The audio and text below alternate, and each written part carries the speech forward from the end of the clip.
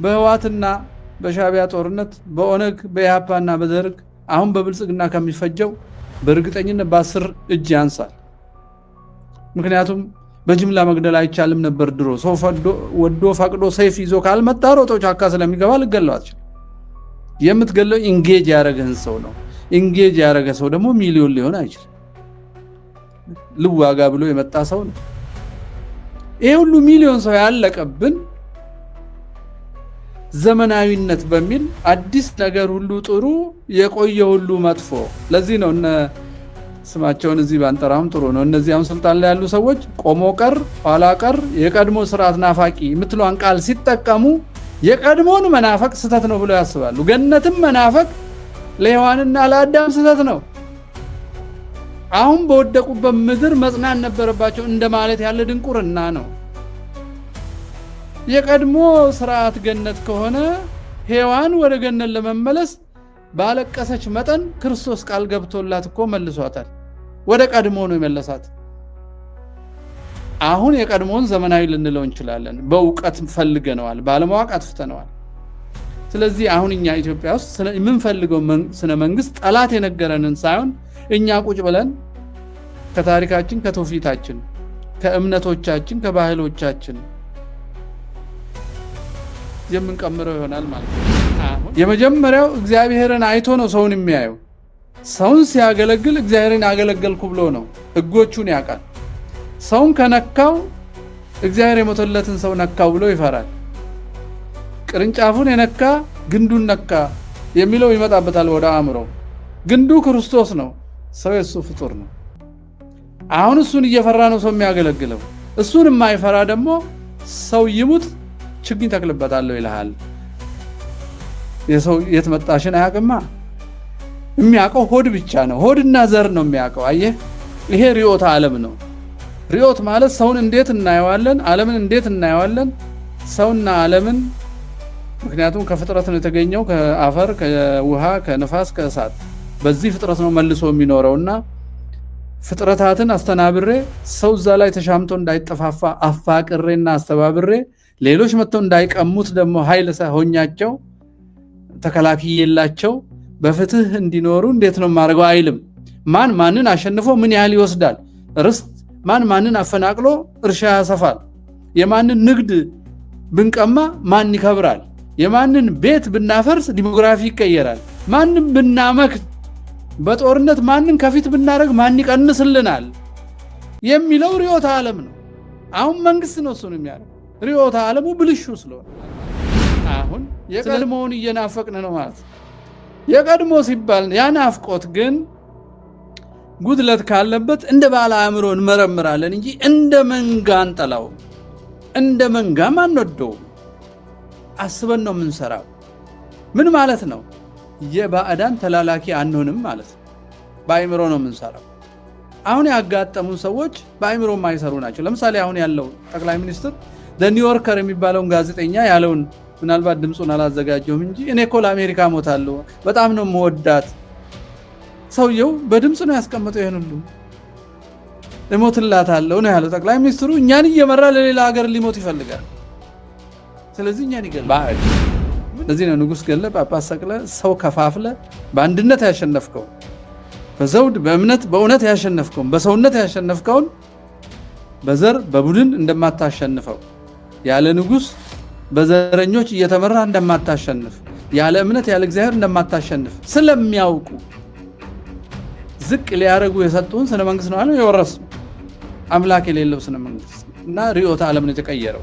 ርዕዮተ ዓለም ከተቀየረ መንግስት የተባለው አፓራተስ ወይንም ስርዓትና መዋቅር በተቀየረው ማያው ነው ሰውን የሚያየው የሚያስተዳድረው ህግ የሚጽፈው። ስለዚህ ርዕዮት ተቀየረ ማለት መንግስትም ስርዓትም አሰራርም ተቀየረ ማለት ነው። ምክንያቱም ሰውን የምናይበትም ቀየረ። ይሄን ጉዳይ በእውነት ለምን ማንሳት አስፈለገ? እኛ በታሪካችን የምንኮራ ግራ ማንጋባ የተጻፈ የተረዳ ታሪክ ያለን ሰዎች ነን። ታሪካችን በህይወት ከልብስ ጀምሮ ከአመጋገብ፣ ከቤት ቅርጽ፣ ከልጅ አስተዳደግ፣ ጋሼ፣ አባቴ፣ አባዬ፣ እህቴ፣ እታለም ከመባል ጀምሮ በአንዳች የታወቀ መሰረታዊ ፍልስፍና ላይ የቆመ ዘመናትን የተሻገረ መሆኑ ይታወቃል። ነገር ግን ከጥቂት ዘመን ወዲህ ሰዎች የባዕድ ትምህርት ተምረው ሲያበቁ ቀድሞ የነበረውን ዕውቀት ደግሞ ሳያውቁ ቀርተው ሳይማር ያስተማረ ህዝባችን ወደሚል ትቢት አድገው እኛ ደግሞ የተማረ ይግደለን ብለን ፈቅደን ይመስለኛል ሀገራችንን ያስረከብነውና ሀገራችንን አስተሳሰባችንን ሁሉ የክት የድብቅ የጫካ የቆሎ ብለን በመንከፍለው ግብር ያቋቋምነውን ዩኒቨርሲቲና ትምህርት ሁሉ ለባዕድ ሰተን ነው ባዕድ ይሆን ነው። ይሄ አሁን ያለንበትን ሁኔታ ፈጥሯል። ያሬዶ እንዳልከው ሃይማኖትና ፖለቲካ ይለያያል የሚለውን በቅጡ ተንትነን የቱ ጋር ይለያያሉ የቱ ጋር ይገናኛሉ? ፖለቲካና ስነ መንግስት ማለት ምን ማለት ነው? በእግዚአብሔር ለሚያምኑ ሰዎችና ለማያምኑት ሰዎች አባት የሚሆን እረኛ የሚሆነው መንግስት ምን አይነት ገደብ አለው የሚለውን ስላልሰራን አሁን የምንገኝበት ሁኔታ ላይ እንገኛለን። በገዛ ሀገራችን ታድነን እንገደላለን፣ እንጨፈጨፋለን፣ እንነወራለን፣ እንፈናቀላለን፣ እንዋረዳለን፣ ቅርሶቻችን ይወድማሉ፣ ትምህርታችን ሁሉ ይነወራል። በገዛ ዩኒቨርሲቲዎቻችን ለኛ ጠላት የሚሆኑ ልጆች ያድጉበታል።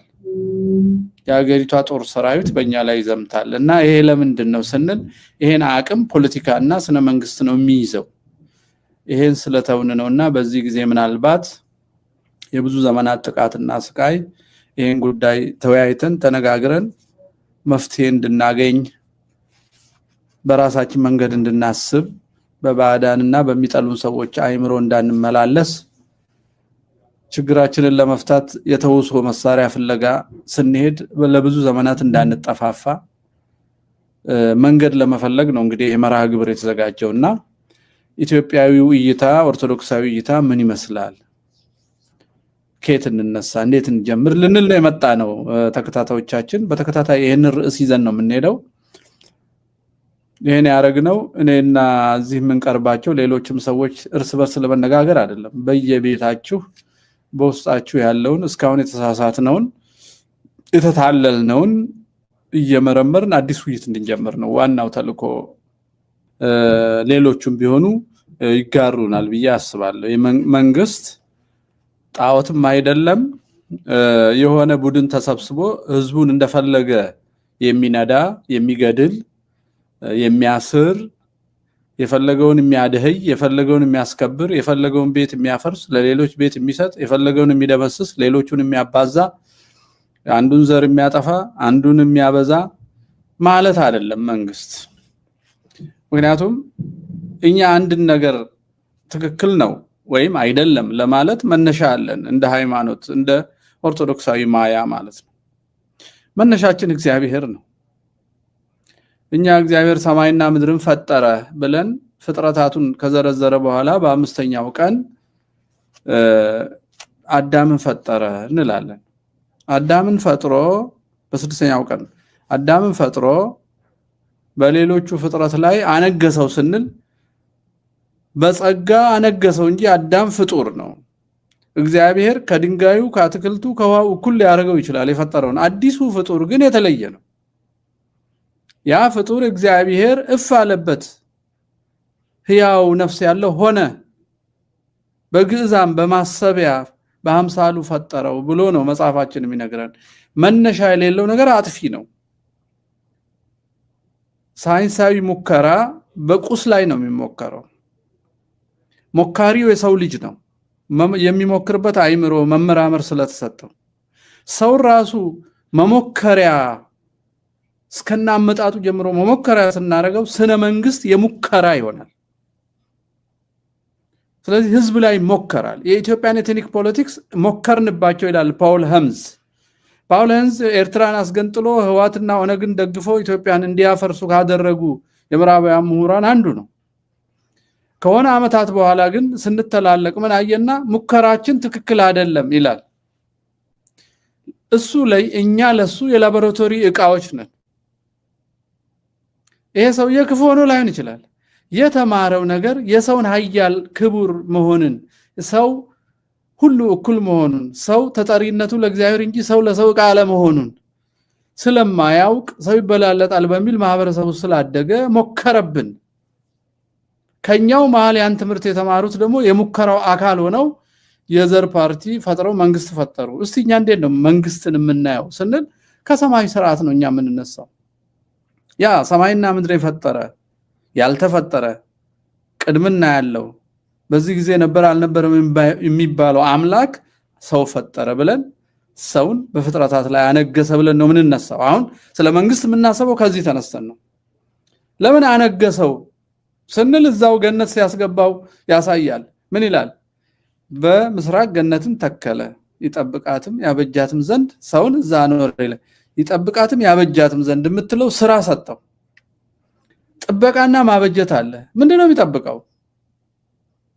ምንድነው የሚያበጀው? እግዚአብሔር አበጅቶ የጨረሰውን ብለን ነው እኛ የምንነሳው። የሚያበጀውማ አለ። ፍጥረትን ፈጥሮ እሱን የሚወልድ ፍጡር አድርጎ ከፈጠረው ፍጥረት ይጎዳል። ፍሬውን ሲበላ የሚያልቅ ከሆነ መልሶ መዝራት አለበት። ዝናብ ሲዘንብ አፈር የሚሸረሸር ከሆነ መከተር አለበት። ውሃ የሚቆሽሽ ከሆነ ማጽዳት አለበት።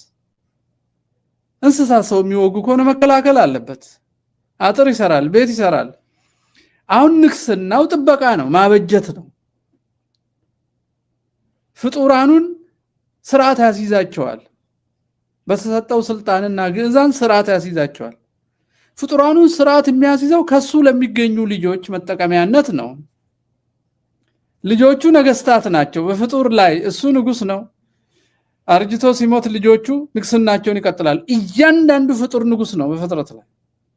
እነዚህ ነገስታት የሆኑ በእግዚአብሔር የተሾሙትን ደግሞ ሰብስቦ በአንድ ላይ ለማኖርና ስርዓት ለማስያዝ በትምህርትና በህግ ከመሃላቸው ሰው ይሾምላቸዋል። በሰፈር ሊሆን ይችላል። ማህበረሰብ በሰፈር ነው ዳኛ ያለው። ማህበረሰቦች ሲበዙ የሰፈሩ ስለማይዳኝ የማህበረሰቦቹ መሪ ንጉስ ይባላል። ብዙ ማህበረሰቦች ሲገናኙ የንጉሶቹ ንጉስ ንጉሰ ነገስታት ይባላል። የኢትዮጵያ ስርዓት እንዲህ ነው የተወለደው። የሰማይ ስርዓት ይዞ ነው የነ መላእክት ቅዱስ ሚካኤልን ሊቀ መላእክት ብለን በስሩ ሌሎች እንዳሉ ነገዶች እንዳሉ ያንኑ ስርዓት ነው ኮፒ የሚያደርገው የኛ ማያ። አላማው ጥበቃና ማበጀት ነው። ቅድም እንዳልከው ፍትህ መስጠት፣ ደካማው በኃያሉ እንዳይጎዳ፣ ደካማው በኃይለኛው እንዳይቀማ፣ ይሄንን መጠበቅ ነው። ፍትህ መስጠት፣ መጠበቅ፣ ማስተናበር፣ ቅድም እንዳልከው ማፋቀር። አሁን ደካማውና ኃያሉ ባለሀብቱና ደሃውን ካፋቀር ነው ደሃው በጉልበቱ ቢያገለግል ወይ በእውቀቱ ቢያገለግል ባለሀብቱ ደግሞ የዚህን ጤና ይጠብቅ። መጠበቅ አብሮ እግዚአብሔርን አስደስቶ መንግስተ ሰማያት መውረስ ነው። ለሆድ ብቻ አምላክ የለሽ ሆኖ መንግስት ሲሆን ምን ሊያስከትል እንደሚችል ደግሞ እናየዋለን፣ ምን ማለት እንደሆነ። አሁን የኛ ማያ እሱ ነው። ከሰማይ ህይወታችን ጋር የተገናኘ ከእግዚአብሔር ወስደን የምንሰራው ነው። ሰውን ዲፋይን ስላደረግ ነው። ሰው በእግዚአብሔር አምሳል የተፈጠረ በፍጥረታት ላይ የነገሰ እንጂ የፍጥረታት ግብአት አይደለም። የፍጥረታት ግብአት የሚመስሏቸው ሰዎችማ ሰው ሞተ ሲሏቸው ችግኝ እንተክልበታለን ብለው ሊመልሱ ይችላሉ። ጦርነት ይቁም ስንል የኢትዮጵያ ህዝብ በጣም ስለበዛ እኛ መዋጋት እንችላለን ብለው ስለ ሰው እልቂት ሊደግሱ ይችላሉ። አሁን ይሄ አእምሮና የኦርቶዶክሳዊ አእምሮ ይለያያል። የሚያልቅ ሰው የለንም፣ ማገዶ የሚሆን ሰው የለንም፣ እኛ መጠቀሚያ የሚሆን ሰው የለንም። የምንጠቅመውና የምንጠብቀው ብቻ ነው። ስለዚህ መንግስት የሚጠቅም የሚጠብቅ ግብር ሰብስቦ መልሶ በልማት የሚያከፋፍል ፍትህ የሚጠብቅ ኃያሉን ሲቀጣ እንኳን በፍቅር መልሶ ጤናማ ሆኖ በማገልገል ማህበረሰቡን እንዲክስ እንጂ ሊጎዳው አይደለም። አዋሽ በረሃ ወስዶ አንድ ዳቦ እየሳጠ ወደፊት እንዳይሮጥ እንዳይዋጋ ኃይሉ ሙጥጥ አድርጎ በሽተኛ አድርጎ ለማውጣት አይደለም የሚያስረው። ክፋቱን ህግ መጣሱን አይቶ ተጸጽቶ እስካሁን የበደለውን በደል ሲለቀቅ እንዲከፍል ነው ሰርቶ መልካም ሆኖ። ይሄ ነው የመንግስት የፍቅር ቅጣት ነው የሚቀጣው።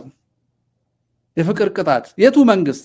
በኦርቶዶክሳዊ አይን ያለው እግዚአብሔር ሰውን በአምሳሉ ፈጥሮታል በፍጥረት ላይ ያነግሶታል ካለ የለም ሰው ማገዶ ነው ለማምረት ግብአት ነው ካለ ግን ጦር ሜዳም ይማግደዋል እርስ በርስም ያፋጀዋል እየቀበረ ችግኝ ይተክልበታል።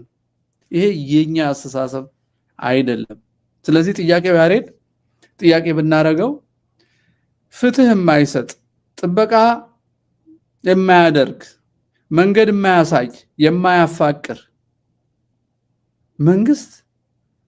መንግስት ተብሎ የሚጠራው ምን ሁኔታዎች ሲፈጠሩ በህዝብ አንፃር ማለት ነው። ከመጨረሻው ፖለቲካና ውሸትን ቶሎ ማጋባታቸው ኢትዮጵያኖች ከልምድ ነው ከህይወታቸው ነው። መጽሐፍ አንብበው ተፈላስፈው ዩኒቨርሲቲ ውስጥ አይደለም ይሄ ተፈጠረው። ይሄ አሁን ያለው ነገር ህዝባዊ አነጋገር ነው። ፖለቲከኛ ነህ በቃ ውሸት ነው ፖለቲካ ውሸት ነው የሚባለው ለምንድን ነው? ከ1960ዎቹ ወዲህ በእግዚአብሔር ስም የሚዳኝ ሰው የለም።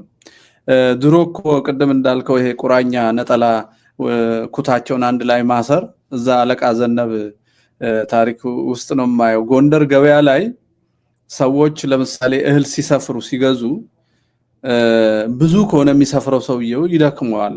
ኦኬ ያኔ በጣሳ ሳይሆን በቁና ነው የሚሰፈረው ይመስለኛል። 1 ቁና 2 ቁና 3 ቁና ኩንታል የማይሞላ ነገር ከሆነ የሚገዛው ቁናውን አፉ ላይ ሳይመራው ፈሰስ ብሎበት ከሆነ ኦሬዲ ብዙ ደክሟል። ሲቆጥር ጎደሎ ነው የደፋው ሊለው ይችላል። ያ ወደ ዞር ብሎ ሲመለስ የተሳሳተ መስሎት የለም ሙሉ ነው ይላል። ይሄን ገበያው ይላሉ የዛ አካባቢ ገበያ ያ ሁሉ ሰው ይያለ ሰው የሌለ ይመስላል። ሰው የሚነጋገረው በዝቅተኛ ድምጽ ነው አይንጫጫም። የዘመኑ ገበያ ሰው ሌላውን ሰው አይረብሽም። እንዴት አደርክ እግዚአብሔር ይመስገን ባይተዋወቁም ሰላም አለ ይሄን ልገዛ ነው ስንት ሸጥልኛል ይሄ እሺ አምጣ። ከዛ ድምጻቸው ከፍ የሚለው መቼ ነው? መጣላት ሲጀምሩ ነው። አጉድላል ሙሉ ነው የሰፈርኩት እንደገና አልሰፍርም እንደገና ደክም ያለው አሁን ድምጽ ከፍ ካለ አጠገቡ ህፃን ይሁን ሴት ካለ ወደ ጥል ይሄድ መሆኑን ካወቁ ድንገት ይመጡና ኩታቸውን ይዘው በህግ አምላክ ብለው አንድ ላይ ሲቋጥሩባቸው ጭቅጭቁ ይቆማል። ገበያው መሃል ዳኛ አለ። የገበያ ዳኛ የዕለት ዳኛ እንደታሰረ ይሄዳሉ። ዳኛው መጀመሪያ አንገታቸውን ነው የሚያየው። ክርስቲያን ናቸው ቢምሉ እግዚአብሔር ይፈሩታል የሚለውን ማለት ነው ማህተም መስቀላቸውን። ምስክር አይጠይቅም። ከዛ በኋላ ነጠላው ታስሮ መምጣቱ አይፈቱትም። መንገድ ላይ በህግ አምላክ እግዚአብሔር ነው የህግ አባት የህግ ምንጭ በህግ አምላክ በእግዚአብሔር ስለተባሉ ተገዝተዋል። ይታሰራል። በክርስቲያን አንደበት የተነገረ ትእዛዝ ነው። ሴት ህፃን የሚባል ነገር የለም። ዳኛው ጋር ከደረሰ በኋላ ምን ሆናችሁ ይላል ሳይፈታ። ሲሰፍር አጎደለ አላጎደልኩም። ዳኛ የለም። ማን ነው? ምስክር የለም። የእግዚአብሔርን ስም ትጠራለህ ነው በቃ ምስክሩ። አዎ ካለ አንተስ? እኔም ጎሏል ነው የምለው። አሁን ለማን ነው የምፈርደው? እውነተኞች ከሆኑ አይ ዞር ብዬ ነበር መስሎኝ ነው ይላል። ይፈራል ስም እግዚአብሔርን መጥራት ምስክሩ እግዚአብሔር ስለሆነ። የዳኝነት ያስከፍሉታል። ያን በስተት ችግሩን የጀመረውን የዳኝነት የሆነ ጣሳ እህል ከዛው ከቁጥሩ ይጀምራል። እነሱ አልቆ ይጨርሳል። ለምንድነው ሲባል በጥላችሁ ላይ ፀሐይ ጥለቅ የሚለውን በህይወት ስለሚኖሩት ኢትዮጵያኖች ቂም ይዞ ደመልሳለሁ ብሎ ልጅ አሳድጎ ጥይት እና ጠበንጃ ገዝቶ ማገዳደል የመጣው ይህን ሁሉ ከሰበርን በኋላ አንዴ በዮዲት አንዴ በግራኝ አንዴ በብሔር ብሔረሰብ መስፋፋትና መበጣበጥ የባህል ቅይጡ የአህዛባዊ ጠባያችንን ሰው መስለቡ መግደሉ መዋሸቱን ጠጣ ነው ማለት ነው። ከዛ ዘመናዊ ትምህርት ሲመጣ ዘመናዊ የተባለው በጊዜ ወዲህ ስለሆነ ነው። በጊዜ አቆጣጠር ወዲህ ስለሆነ ነው። ሰው የሚቸገረው በዚህ ቃልም ይታለላል። የኛ ሰው ኢትዮጵያ ሰው የሚታለልባቸው ነገሮች መሻሻል፣ ነፃነት፣ ዘመናዊነት በሚሉ ቃላቶች በጣም ይሳሳታል። አሮጌ ሁሉ ስተት አዲሱ ሁሉ ትክክል የሚመስለው ትውልድ ነው። መለያየት ነፃነት ይመስለው እንደ ኤርትራ እንደ ትግራይ እንደ ኦሮሞማ ብዙ ስተት ነው ያለብን ኮንሰፕታችን ውስጥ። ለምሳሌ መለያየትን ነፃነት እንደምንለው ሁሉ ዘመናዊነት የምትለው አንቃል ፖዚቲቭሊ እንድናስብ ተደርገናል። ዘመናዊ ማሽን አዎ ፈጣን በፍጥነት መሄድ በፍጥነት ማምረት ስለሆነ የተሻለ ነው። ቃሉ ለማሽን ሲሆን ትክክል ነው። ቃሉ ለአሰራር ሲሆን ለማምረት ሲሆን ትክክል ነው። ጥሩ ፖዚቲቭሊ ልናየው እንችላለን። ዘመናዊ ግን መግደያም አለ፣ ብዙ ሰው ባንድ የሚፈጅ ማለት ነው። ይሄ ትክክል የሚሆነው እግዚአብሔርን የማያምኑ የሰውን ክብር ለማያውቁት ነው። ዘመናዊነት በዚህ መስክ ደስ የሚለው ዘመናዊ መግደያ ሰራው ማሽን ሰራው ካልክ ደስ የሚልህና የምትኮራው የሰውን ክብር ባለማወቅ እንጂ መግደያ አያኮራም ነበረ። ሐሳቡ ራሱ መግደያ መስራትና ማምረት ራሱ ከኦርቶዶክሳዊ እይታ የመነጨ አይደለም። ኦርቶዶክሳውያን ኒኩለር ቢያመርቱ ኒኩለር ያመረቱት እንዳይፈጇቸው ለመከላከል ነው የሚያመርቱት። በነገራችን ላይ በሩሲያ የኒኩለር ቦምብ ለመስራት ከቤተ ክርስቲያን ጋራ ብዙ አመት ሙግትና ቴዎሎጂካል ዲቤት ነበር።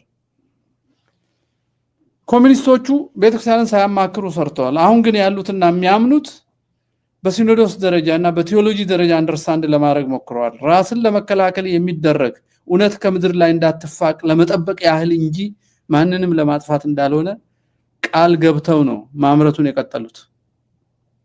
መከላከል እዚህ ውስጥ አለ። ዘመናዊነት አሁን ያው መግደያ ዘመናዊነት ለማዳን ሆነ ማለት ነው። እንዳያያዙ ነው። አዳም እና ሔዋን ይሄም በለስ አትብሉ የበላችሁ ቀን ትሞታላችሁ የምትለዋ ትምህርት ከእውነተኛ ፍጹም ከሆነ ከማይሳሳት ውሸት ከማይናገር የእውነት አምላክ የተገኘች ትምህርት ነች። እቺን ትምህርት 7 ዓመት አመኑ። ከ7 ዓመት በኋላ የመጣው ዘመናዊው ትምህርት ያጋንንት ነው። ዘመናዊ ነው። 7 ዓመት ያኛው ኦልድ ነው ኦሬዲ የእግዚአብሔሩ አረጀ ማለት ነው በአሁኑ አስተሳሰብ። ሔዋን ይሄን ስትበሉ አምላክ ትሆናላችሁ የሚለውን ትምህርት ልክ የሐሰትን ትምህርት ወደሷ ስታስገባ የእውነትን ትምህርት ዲስፕሌስ አደረገችው፣ ቦታ ተካችበት። ዘመናዊው ትምህርት የተከለከለ የሚያስበላ ነው፣ መርዝ የሚያስበላና የሚገል ነው። ለዛው የዘላለም ሞት ዘመናዊ ትምህርት ነው። ከበሉ በኋላ ከገነት ተባረሩ፣ ዘመናዊ ህይወት ነው። አዲስ ነው ዘመናዊነት በታይም ከሆነ ማለት ነው። ስለዚህ አሮጌ ነገር ሁሉ ይጎዳል፣ አዲስ ሁሉ ይጠቅማል የሚሉ የኛ ሀገር ግብዝ ባለ ዲግሪዎች አዲስ ነገር ሁሉ አይጠቅምም። ስለዚህ አዲስ ስነ መንግስት በሚል ስም የፍልስፍና መሰረቱን ሳያዩ ኮሚኒስት ሆነው ንጉስ ከገደልን ጳጳስ ከሰቀልን ሰው እኩል ይሆናል ብለው የሚያስቡ ህፃናት ምሁራን ተፈጠሩ ማለት ነው። የአእምሮ ህፃናት ተፈጠሩ። እነዛ ህፃናት የተፈጠሩት ኦርቶዶክሳዊነትን በሚጠሉ በኦርቶዶክሳዊነት አስተሳሰባችንና በአንድነታችን ያሸነፍናቸው በመሸነፋቸው እጅግ ቁጭት የያዛቸው ሊበቀሉ ፈልገው እነዚህ ልጆች የሰሩ ናቸው። አዲሱን ንጉስ ቀሎ ጳጳስ ሰቅሎ በኩልነት ስም ሀገር አፍርሶ እርስ በርስ መደማማትን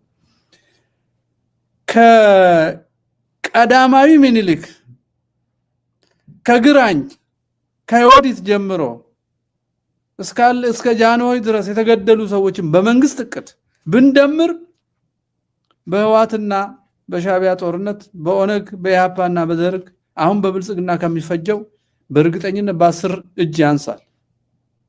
ምክንያቱም በጅምላ መግደል አይቻልም ነበር ድሮ። ሰው ወዶ ፈቅዶ ሰይፍ ይዞ ካልመጣ ሮጦ ጫካ ስለሚገባ ልገለው አትችልም። የምትገለው ኢንጌጅ ያደረገህን ሰው ነው። ኢንጌጅ ያደረገ ሰው ደግሞ ሚሊዮን ሊሆን አይችልም። ልዋጋ ብሎ የመጣ ሰው ነው። ይሄ ሁሉ ሚሊዮን ሰው ያለቀብን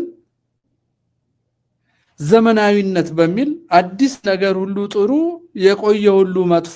ለዚህ ነው እነ ስማቸውን እዚህ ባንጠራም ጥሩ ነው። እነዚያም ስልጣን ላይ ያሉ ሰዎች ቆሞ ቀር ኋላ ቀር የቀድሞ ስርዓት ናፋቂ የምትለውን ቃል ሲጠቀሙ የቀድሞን መናፈቅ ስተት ነው ብለው ያስባሉ። ገነትም መናፈቅ ለሔዋንና ለአዳም ስተት ነው።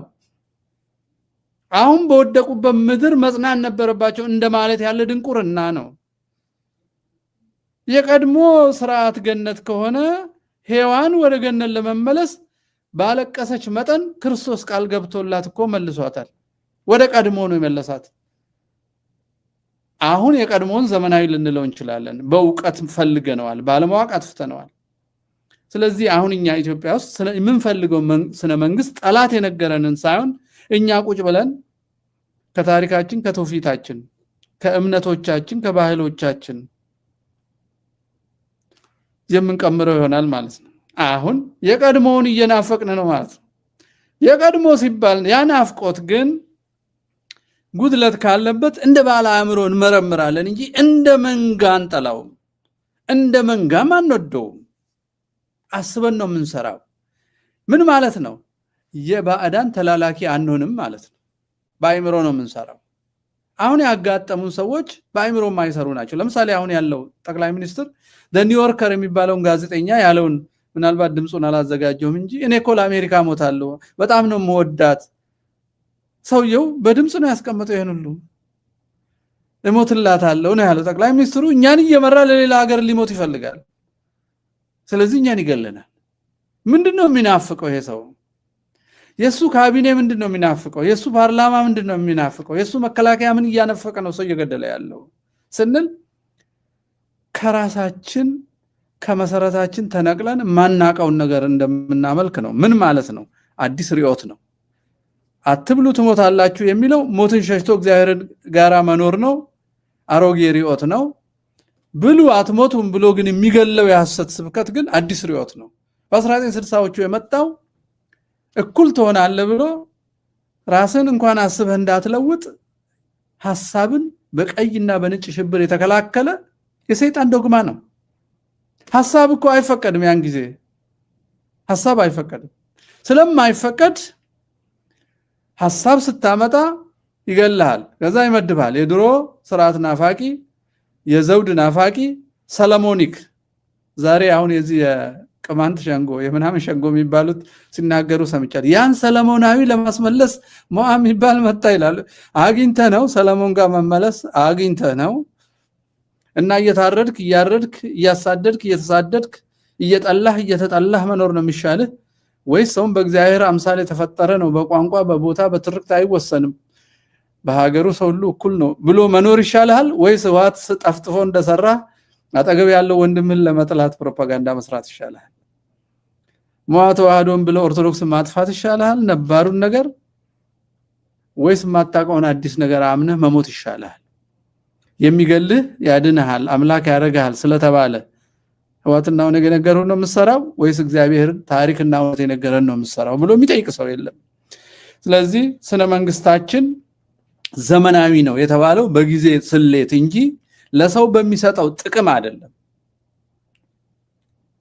ለሰው በሚሰጠው ጥቅም ቢሆን ኖሮ ዘመናዊነት የሚመዘነው የሚሊዮን ሰው ከመፈጠሩ በፊት እንኳን ያልነበረ ወይንም ከአጋንንት ብቻ የተገኘ ስነ መንግስት ነው። ስለዚህ የሪዮት ዓለም ለውጥ ነው ያደረግነው። ሪዮት ማለት ማያ ነው። ማያችን ስለ ሰው ያለን ትርጉም ተለወጠ። ስለ ማህበረሰብ ያለን ትርጉም ተለወጠ። መንግስት፣ ንግስና እና የንጉስ ተጠሪነት አስተሳሰብ ተለወጠ። ስለዚህ የህዝብ ትርጉም ተለወጠ። ዘመናዊው የመጣውና ለዚህ ጥፋት የተዳረግነው አዲስ ሁሉ ትክክል አሮጌ ሁሉ ስተት ብሎ አዲስን ግን ከባዕድ መፈለግ፣ የራስህን ማሻሻል ሳይሆን የራስህን ነቅለ ከባዕድ መፈለግ። ያ ባዕድ ደግሞ አንተ ያሸነፍከውና የሚጠላ በድሮ ማንነትህ ያሸነፍከውና ያን ኃይል ሊነሳ አዲስ ማንነት የሚያለብስህ ባዕድ። ለዚህ ነው ንጉስ ገለ ጳጳስ ሰቅለ ሰው ከፋፍለ በአንድነት ያሸነፍከውን በዘውድ በእምነት በእውነት ያሸነፍከውን በሰውነት ያሸነፍከውን በዘር በቡድን እንደማታሸንፈው ያለ ንጉስ በዘረኞች እየተመራ እንደማታሸንፍ ያለ እምነት ያለ እግዚአብሔር እንደማታሸንፍ ስለሚያውቁ ዝቅ ሊያረጉ የሰጡን ስነ መንግስት ነው አለው የወረስነው አምላክ የሌለው ስነ መንግስት ነው። እና ሪዮት ዓለም ነው የተቀየረው። ሪዮት ዓለም ከተቀየረ መንግስት የተባለው አፓራተስ ወይንም ስርዓትና መዋቅር በተቀየረው ማያው ነው ሰውን የሚያየው የሚያስተዳድረው ህግ የሚጽፈው። ስለዚህ ሪዮት ተቀየረ ማለት መንግስትም ስርዓትም አሰራርም ተቀየረ ማለት ነው። ምክንያቱም ሰውን የምናይበትን እንቀይራለን። የመጀመሪያው እግዚአብሔርን አይቶ ነው ሰውን የሚያየው። ሰውን ሲያገለግል እግዚአብሔርን አገለገልኩ ብሎ ነው ህጎቹን ያውቃል። ሰውን ከነካው እግዚአብሔር የሞተለትን ሰው ነካው ብሎ ይፈራል። ቅርንጫፉን የነካ ግንዱን ነካ የሚለው ይመጣበታል ወደ አእምሮ። ግንዱ ክርስቶስ ነው ሰው የሱ ፍጡር ነው አሁን እሱን እየፈራ ነው ሰው የሚያገለግለው እሱን የማይፈራ ደግሞ ሰው ይሙት ችግኝ ተክልበታለሁ ይልሃል የሰው የተመጣሽን አያቅማ የሚያቀው ሆድ ብቻ ነው ሆድና ዘር ነው የሚያቀው አየህ ይሄ ሪዮት ዓለም ነው ሪዮት ማለት ሰውን እንዴት እናየዋለን ዓለምን እንዴት እናየዋለን ሰውና ዓለምን ምክንያቱም ከፍጥረት ነው የተገኘው ከአፈር ከውሃ ከነፋስ ከእሳት በዚህ ፍጥረት ነው መልሶ የሚኖረውና ፍጥረታትን አስተናብሬ ሰው ዛ ላይ ተሻምቶ እንዳይጠፋፋ አፋቅሬና አስተባብሬ ሌሎች መተው እንዳይቀሙት ደግሞ ኃይል ሳይሆኛቸው ተከላክየላቸው በፍትህ እንዲኖሩ እንዴት ነው ማርገው አይልም ማን ማንን አሸንፎ ምን ያህል ይወስዳል ርስት ማን ማንን አፈናቅሎ እርሻ ያሰፋል የማንን ንግድ ብንቀማ ማን ይከብራል የማንን ቤት ብናፈርስ ዲሞግራፊ ይቀየራል ማንን ብናመክ በጦርነት ማንን ከፊት ብናረግ ማን ይቀንስልናል የሚለው ሪዮት ዓለም ነው አሁን መንግስት ነው እሱን የሚያረግ ሪዮት ዓለሙ ብልሹ ስለሆነ ስለዚህ ነጥለን ማየት አንችልም ብዬ ነው የምመለከተው ያሬዶና ነጥለን ማየት ምንችል አይመስለኝምና ሪዮት ሲቀየርብን ነው መንግስት የሚቀየረው ሪዮቱ ትክክል ከሆነና እግዚአብሔራዊ ከሆነ በሱ አይን ምናይ ከሆነ መንግስቱ የተስማማ ይሆናል ከሰው ልጅ ጋር ዘረኝነትን ይጸየፋል ሰውን እንዳዳም ያከብረዋል ቀጥሎ በአንድ ሉዓላዊ ሀገር ውስጥ እንደ ዜጋ ልዩ ክብር ይሰጠዋል ዜጋ ለሀገሩ ስለሚሞት ለሀገሩ ግብር ስለሚከፍል ለሀገሩ ስለሚኖር ልዩ ደግሞ ይሰጠዋል ለሰው ሁሉ ለዓለም ሰው ሁሉ ክብር ይሰጣል ለዜጋው ደግሞ ለዜግነት የሚገባው ልዩ ክብር ይሰጠዋል ድርብርብ ነው የሚሆነው ዜጋ ሲሆን ይሄን አያቅም የኛ የላኩት ያሉትን ሁሉ ያምናል እዛ ጋር ነው ችግራችን የላኩት ያሉትን ሁሉ ያምናል ሰው ያቅም ሰውን የማያውቀው እግዚአብሔርን ስለማያውቅ ነው እግዚአብሔርን አወኩ ይላል እንጂ እግዚአብሔር ጠላቶቻችን በነገሩት መልክ ተስሎ የተነገረው ምናባዊ ጣዖት ነው ለሱ አዲስ አምላክ ነው እንጂ እውነተኛው እኛን የፈጠረን አምላክ አይደለም ያ አምላክ ቢሆን ፍጡሩን እንዲገል አይፈቅድለትም ነበር ሌላ አምላክ ነው ያ ነፍሰ ገዳይ ያ ጌታ ያሰት አባት ያለው ሰይጣን ነው ይህ መንግስት የሰይጣን ነው ባጭሩ ሪዮቱ የሰይጣን ነው እንደሱ ነው የማየው ማለት ነው እና ከዚህ ተነስቲ አንተ ኦኬ እንዴት ነው እዚህ ልንደርስ የቻልነው ግን ምን አስወጣን ከዚህ ከድሮ ጉዟችን የሚለውን ብንመልስ ቀጥለን እንዴት እንመለስ ይሆናል ለዛ የኦርቶዶክሳውያንን ተሳትፎ እናነሳልና ምን አስወጣን ከዚህ ጎዳና እንዴት ወጣን ለምን ህዝቡ ሁሉ ተቀበለ ማን ነው መጀመሪያ ያዘራብን የሚለውን በደንብ ማሰላሰል አለብን የተማረ ሰው ይሄን አይጠይቅም የተማረ ሰው ያነበበው መጽሐፍ ብቻ ነው በነገራችን ላይ እግረ መንገዴን ዘመናዊ ትምህርት በጠላት ሲሰጥህ ማሰብ እንድታቆም ማድረግ ማለት ነው ከህፃንነት እየመረ ትሩ ፎልስ ይነግሩሃል መልቲፕል የተለያየ አቅጣጫ እንዳታይ ያደርጉና እነሱ የነገሩህን እያጠና እንድታድግ ያደርጉሃል በሌላ መንገድ እንዳታስብ የነገሩን በማስታወስህ ይሸልሙሃል ጎበዝ ነህ ጂኒየስ ነህ ደፍነሃል አምጥተሃል ሲሉ ተሳከራለህ ስለዚህ የምትፈልገው ፍጹም የሆነውን ጥበብ ሳይሆን የመሩህን ሰዎች ለመምሰል ነው የምትሄደው ለዚህ ነው አሁን ፓርላማችንን አይተን እንደሆነ ህጉ ህግ ይሻሻል የጸረ ሽብር ህጉ እንዲ ነው ጥሩ አይደለም ተባለ በመለስ ዜናዊ ጊዜ ምን አለ መለስ ዜናዊ እንግሊዝም አሜሪካም እንዳውም የኛ ይሻላል አለ የሱ ስታንዳርድ እሱን የሰሩ ሰዎች ናቸው እንጂ በኢትዮጵያ ተጨባጭ ሁኔታና ባህል ትውፊትና እምነት መሰረት ህግን ጻፍ የሚል ኮንፊደንስ የላቸውም ሁሉም ከዲግሪያቸው ውስጥ ነው ሐሳብ የሚያመነጩት ከሀገራቸው ምንም አያመነጩ ለዚህ ነው ምሁራኑ ናቸው የሀገሪቷ መቅሰፍት ለምን ለዚህ ምንም ላልተማረ ከሰው ችግኝ የሚበልጥበትን ሰው እንኳን ጫማውን ይስማሉ ያጨበጭቡለታል ይመክሩታል አማካሪ ሆነለታል እኮ በጣም ኮሚክ እኮ ነገር ሰው ይገሉለታል እኮ እና ምሁራኑ ናቸው the so called ምሁራን ሰውነትን ያላወቁ የባዕድ አይምሮ ያላቸው ሰዎች ናቸው የኢትዮጵያ ጥፋት ብዬ ነው ማስበና እንዴት እንዲሆንን እስቲ